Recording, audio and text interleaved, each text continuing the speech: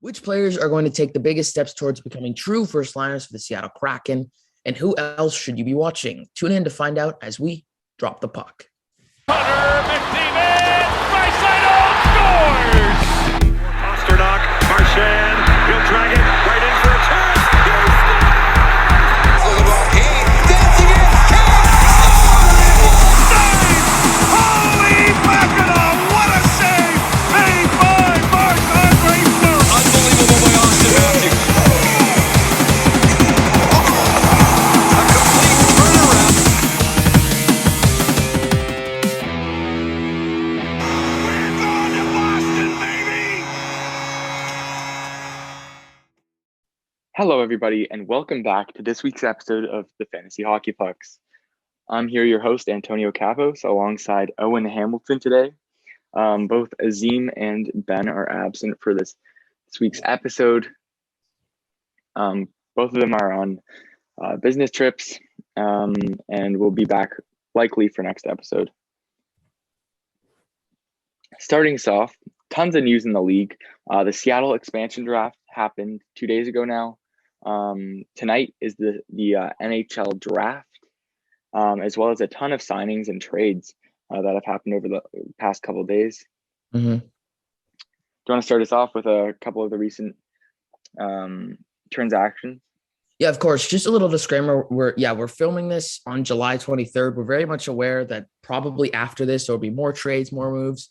We're doing the best we can. We can't cover all of them. But anyways, starting us off with a three-way trade between Philly, Vegas, and Nashville. Antonio, who do you think got the better end of the stick? Well, obviously we're only going to be covering fantasy relevant trades, and this is the first.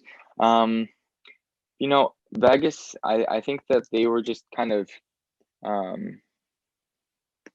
they got a good piece in Nolan Patrick. Nashville, I think at this point is just looking to rebuild. So Philip Myers and Cody Glass are just good young pieces for them to have. Obviously, Cody Glass was in part of that Pacioretty trade from a couple of years ago. He's an up-and-coming prospect. He's been in the league now for about a year and a half, 2 years. But yeah, he looks like a prominent young player.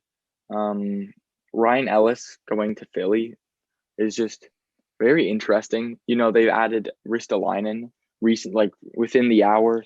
They're building that defense, so it looks like that team's going to be pretty solid.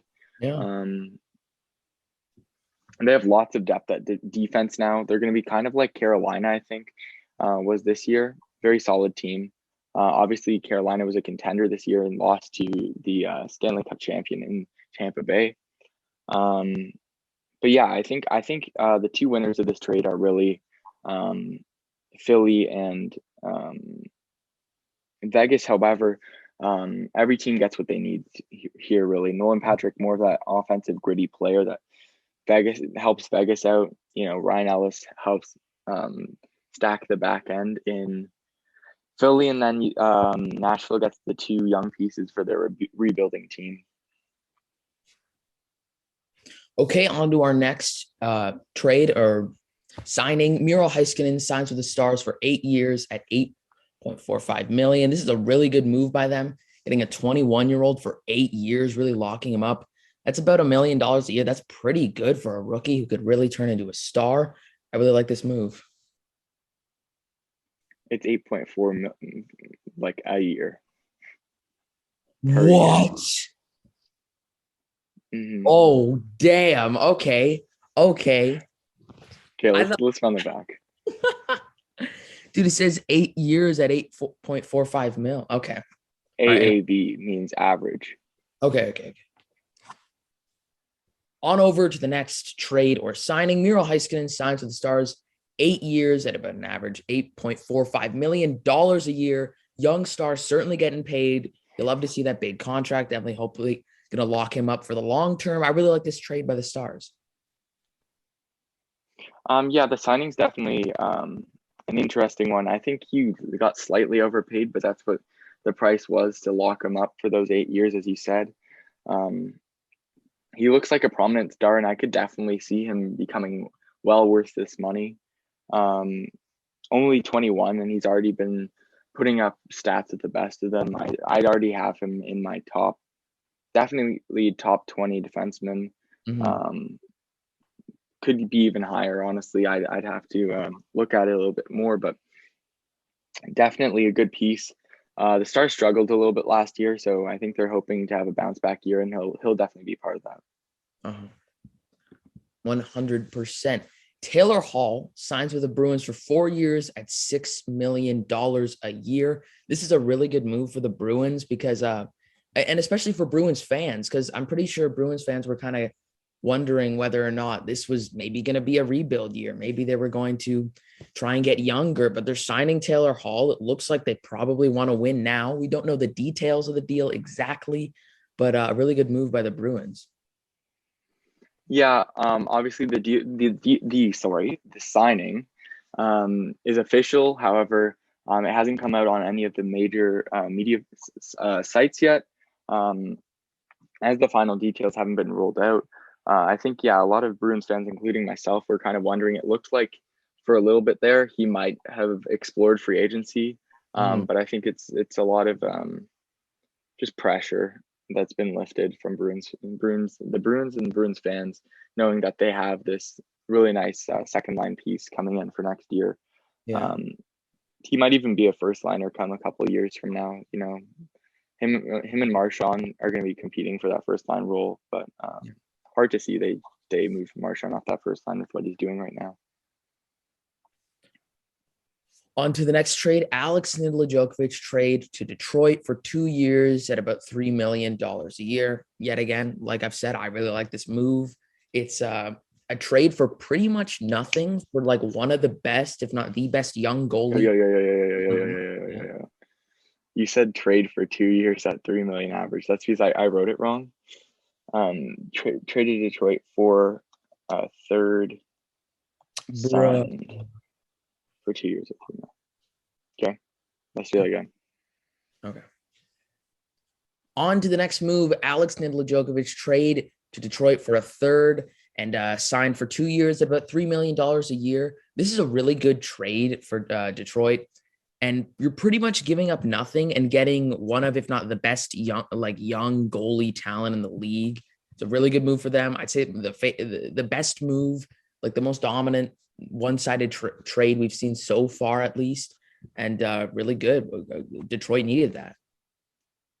Yeah, definitely. They've been struggling over the past couple of years, and Yzerman, he's just a genius, man. He's building that team so well.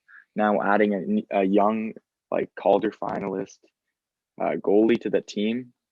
Bernier, their current goalie, has been god awful. So I think it's important that they've got better protection in the back end now.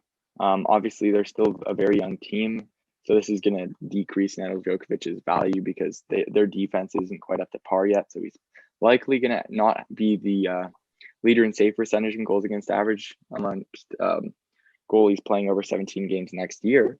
However, I could still definitely see him being like a top 20 goalie if he really works hard and puts up a wall on the back end there. Mm-hmm. Do you want to, like, we can cut the part out when I'm talking to you, but like, do you want to start these ones? Yeah, sure. All right, moving on to the next move. The Coyotes basically take Latin picks as a sort of a cap dunk from the Isles, as well as Gostosphere is moved to the Coyotes from the Flyers with picks as another like kind of cap dump rather. You can see Arizona is using their cap space here. I think they're basically done for the offseason now, but they've collected a good amount of picks. I think it's 5 picks that they've collected over those 2 trades. But yeah, definitely really solid. I think that they're aware that they're going to be tanking for the next 3 to 4 years. They have a bunch of over 30-year-old players on their team. They're trying to get rid of all for Ekman Larson. But yeah, smart move by them. They know that they're not going to be relevant at all. So just taking on extra cap space, 4 picks to help their rebuild. The next move we have is that Hyman has been reportedly traded to the Oilers Um, no news of what the pieces going back to Toronto are yet. However, it's just his right, so likely only be like a fourth round, fifth round pick. And his projected contract is about $5 million average over the next 8 years. Hyman's 29, so yeah, he's gonna be 37 at the end of that contract. I don't know about that 5 million average. Yeah. But yeah, like when he gets up past 33, 34, with his rough, tough kind of play, I'd be worried for them. I think that the Oilers are ultimately, they did that so that they'd have more cap space right now to try and win with McDavid in his prime. But that team's going to be ruined in the like 5 years from now. I mean, They're just going to have so many bad contracts. yeah, but despite, the paying him 5 million when he's, 37, I mean, they got the best player in the world.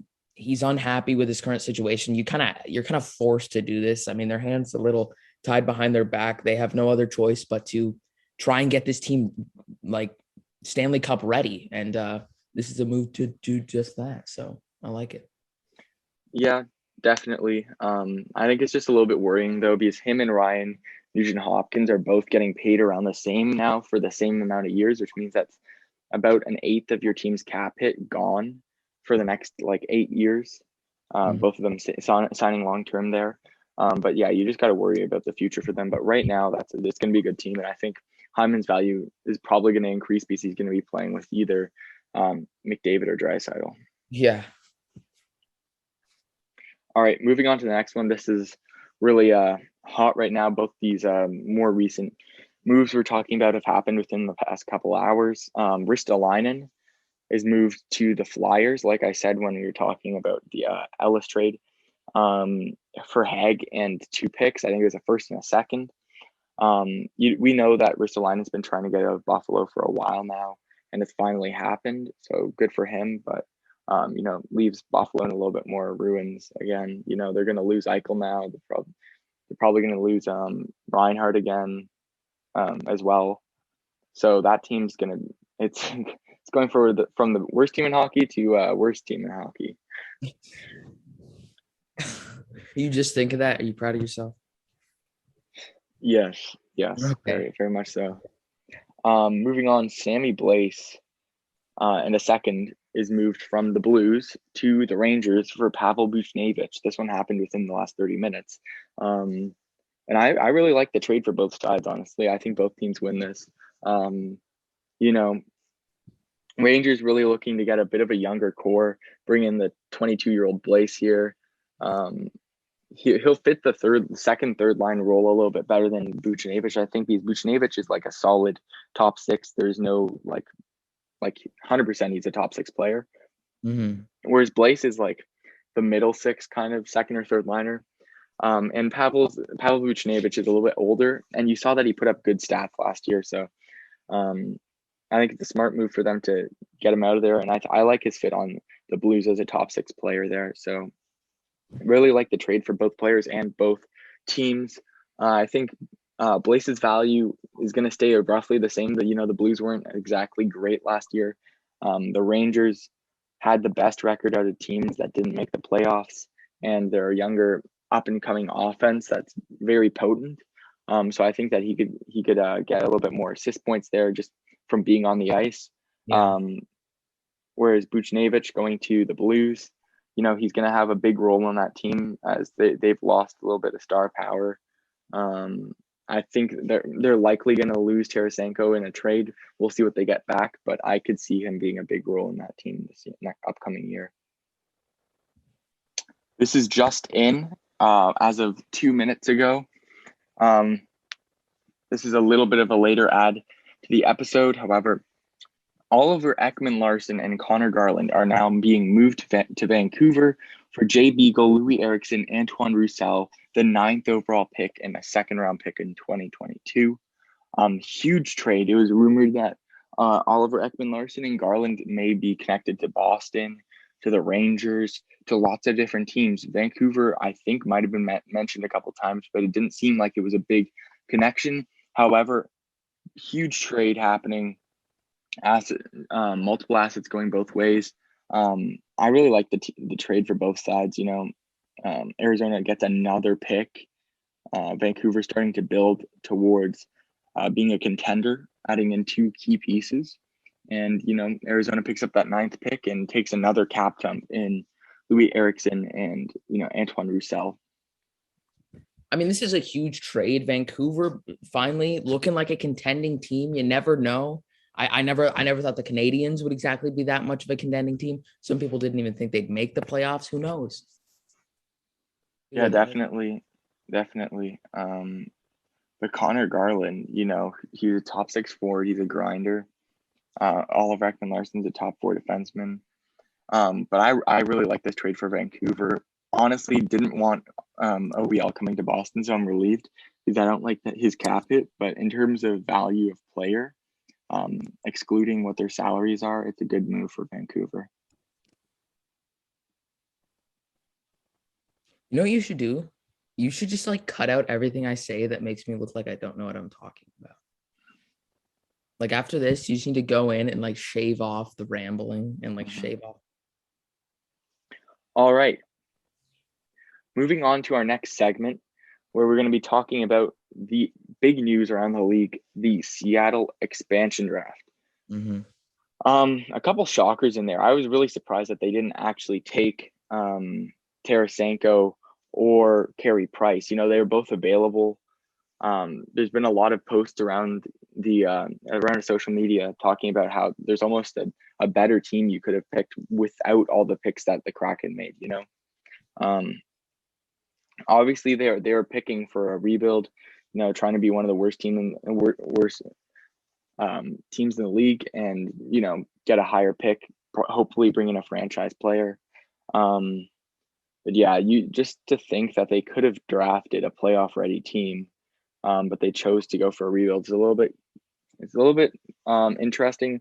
However, we'll see. I do have things to say about that because it's tough to just draft a team of a bunch of players who have absolutely no connection with each other at all and just kind of expect them to, within that short time span of a few years, to be championship ready. I think it's the smart move to kind of get ready to get that NHL tier talent, be able to scout it, have way more time to actually create a good roster. And also some of the people who have been making the teams they could have drafted don't quite understand what the cap is. But anyways, that's just what I wanted to say. Yeah, definitely. And I don't know what the side trades were exactly. Like it was projected that Voracek might have been taken by the Philly and they were going to add in like a first if the Kraken decided to take him. Didn't end up happening. But we'll see what the side trades were in the next couple days. Obviously, I think what their plan is pretty solid. However, yeah, I think it's going to really boost the value of some of the B tier players on this team. That being said, we're going to go through alphabetic order of who was taken from each team, starting with Anaheim. They took Hayden Fleury. Then they took Tyler Pitlick from Arizona, who's already gone in a trade for a 4th to Calgary. Jeremy Lauzon was taken from the Bruins. Will Borgen from Buffalo. No name there. I have no clue who he really is. He's either been irrelevant on the Buffalo roster or just been playing in the AHL. Morgan Geekie from Carolina. I like that pick. John Quenneville from Chicago. Mark Giordano from Calgary. Gavin Bayreuther from Columbus. Then it was Jonas Donskoy from Colorado. Jamie Alexiak from Dallas. Adam Larson from Edmonton. There's Chris Driedger from Florida. And the list goes on, but I'm just going to list the what our projected lines are for them. So I think big names on this team, obviously, that were drafted was Jared McCann from Toronto, Yanni Gourde from Tampa, and Jordan Eberle from the Islanders, which I think is going to be the top line for Seattle this coming year. I'd watch because Gourde was on Tampa Bay and on their third line and was able to do a lot already. So I'd watch to see what he can do with those first line minutes.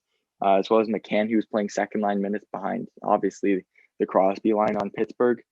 So I'd watch to see what he can do given more time. He's a very solid defensive as well as offensive player, very good two-way, and just watch for him to keep on improving. The second line we have projected here is Calle Yarncroke, Mason Appleton, and Jonas Donskoy. Donskoy could easily make the first line, but I personally like those other three that I listed more. He could have a fantasy value if the other players on those top two lines don't end up producing. So just watch out for what happens within the first couple of weeks. These bottom two lines aren't so great. You know, you have Brandon Tanev, who's obviously he's good talent. However, Colin Blackwell, Carson Twarynski, Nathan Bastian, John Quenneville, Morgan Geekie, these guys are more like either young talents or grinders that haven't proven themselves quite yet. And so the upside is big there, but as of what we've seen already, not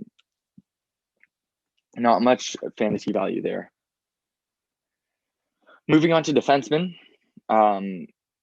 obviously they signed Adam Larson and Jamie Alexiak. Both Larson signed for 4 years at $4 million and Alexiak 5 years at $4.6 million. But I really like their first pairing. It's likely going to be Giordano and Larson. You know, Giordano's likely going to be the captain, I think. You know, it's a young team. If they don't plan on flipping him at the trade deadline, he will definitely be wearing the C for them. If they don't just wait to see who their next up-and-coming prospect is. But definitely the veteran on the team. He's 37. A lot of people were asking why they decided to take him, because he's so old that he's likely going to retire in the next couple of years. But I think it's a solid pick. He'll be playing with Adam Larson likely, which coming from Edmonton on a very good year in real life. Fantasy, you know, he's a little bit less valuable because he's more of a defensive defenseman. However, he still gets those blocks and hits for you in a Bangos league. But the star defenseman I like for this team, I believe will be on the second pairing, is Jamie Alexiak, and he'll be likely playing with Jeremy Lauzon. Alexiak last year played on a bad Dallas team, and he was behind, you know, the likes of Heiskanen and Klingberg. So definitely not getting as many minutes. I think that he'll get a lot of minutes because they're going to have to play Giordano a little bit less because of his age. So he'll likely be getting the most minutes out of all left defensemen on that Seattle team. But yeah, I really like his offensive upside. He had a pretty good year last year considering the state of what his team was doing. And he's a player to watch for me coming into next year. He's definitely going to be at least a top 25 defenseman. Our last pairing, we have either Chalowski or Hayden Fleury on the left and Vince Dunn on the right. Vince Dunn, you know, struggling in his last year with St. Louis, young defenseman. I think he just needed a change of scenery. As for Chalowski, he was playing on Detroit, didn't really develop. He was supposed to be a at least top 4 defenseman. He's still very young. However, hopefully the change of scenery helps him develop a little bit more. And Hayden Fleury, you know, another young defenseman, the trend on this team. Obviously, they were picking young. However, I don't think he'll have much value this year. Finally, moving on to the goalies. Who do you think is going to be their starter? Well, they went with the 26-year-old Chris Drager. Personally, if you know you're not going to win, I would just lock up a good veteran goalie who can just will play good enough for me. And then down the line, I can look and try and develop someone to take place when we want to start winning. But yeah, I'm not sure if I love their current situation. I mean, yeah, Drieger's a good pick. He played pretty well on Florida last year, but it's a small sample size, right? 2 years ago, I believe he was playing in either the SHL or KHL. But yeah, I think, you know, 26 years old isn't too young or too old for a goalie. It's really middle age. But I could see him being a decent role player for them for years to come. Obviously, behind him is going to be Vitek Vanachek. I think there's no competition between him and Decord. Vanachek taking a lot of the load this year. He went pretty much 50-50 with Samsonov for Washington. Did pretty well really in his rookie season. I think is he 18 or 19? Vanek. Yeah. Vanek's 25. Oh, he's 25. Yeah. I thought he was a lot younger than that. Oh. But yeah, he's a younger. He's for a goalie that's still pretty young. And especially on its up and coming team, I think he's going to be their first franchise goalie when they're actually contending for the cup. And I think it was a big question mark why Washington didn't trade one of Samsonov and Vanachek, because they're both very good talents, very good young talents. But I could easily see either Vanachek or Driedger taking the starting role. I obviously think because the team in front of them isn't all that great, that both these goalies take a dip in fantasy value because they're going to get scored on a lot more with this.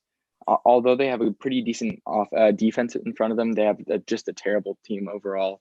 This team might make the playoffs. I doubt it, but they're definitely going to be letting a lot of goals. And finally, Joey Decord will be likely their third string goalie. All right, yeah, just running back, I think the key players to note on this team are going to be the first line and the projected first line in McCann, Gordon, Eberle, and then on defense you have Alexiak and in net Driedger. They're all going to be getting good ice time and definitely going to be putting up some points for that team. As for who we think, answering the question that everybody here came for, who do we think are going to be the true first liners on this team? I think that it will end up being Gordon, McCann. I don't think Eberle will ever get to that level just because he's already a little bit older, and I don't think he can develop just quite like that. So I think Donskoy might end up taking his role and becoming a first liner. All right, that's going to be all from us, everybody. Thank you so much for watching. And make sure to meet here next week, same time, same place, when we talk about NHL free agency as well as the NHL draft, the next time we drop the puck. Have a good one, everybody.